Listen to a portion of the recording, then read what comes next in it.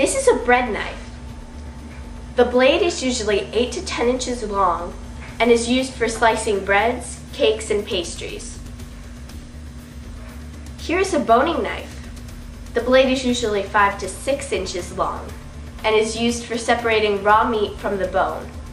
It has a thin, short blade and is often stiff, but can be flexible. Here we have a fillet knife, and the blade is usually 6 or 10 inches long.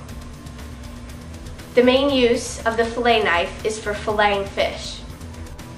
Here's the paring knife, and the blade is usually 3 to 4 inches long and is used for peeling, slicing, trimming and dicing small fruits, vegetables, and cheese. Here we have the tourné knife. It's very similar to the paring knife, but the blade is only 2 to 3 inches long and is shaped like a bird's beak.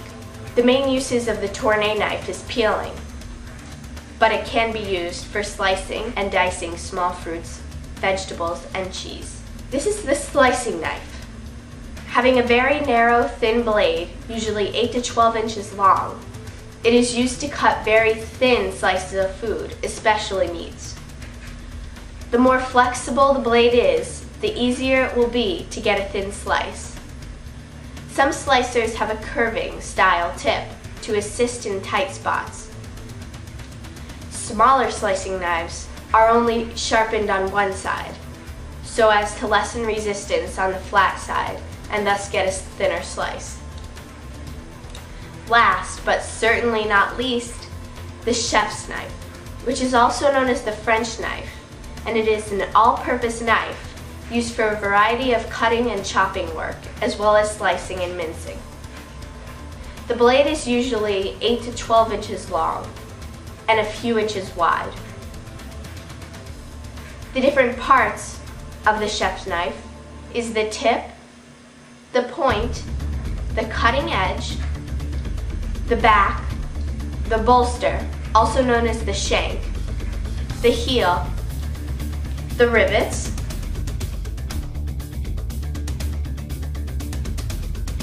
the tang,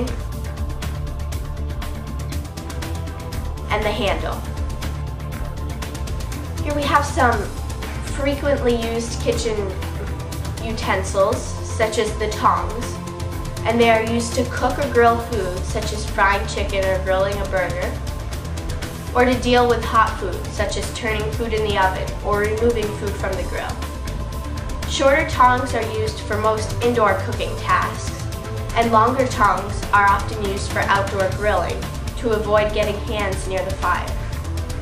The most common tongs are spring-loaded with scalloped edges.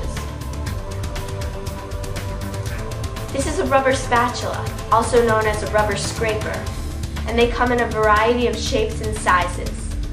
It is used for scraping the sides of bowls or pans, folding mixtures together, or stirring ingredients. It is rounded on one or both sides of their head to aid in scraping and stirring. These are liquid measuring cups, and they have a pour spout and a space at the last measuring line so liquids don't spill during measuring and pouring.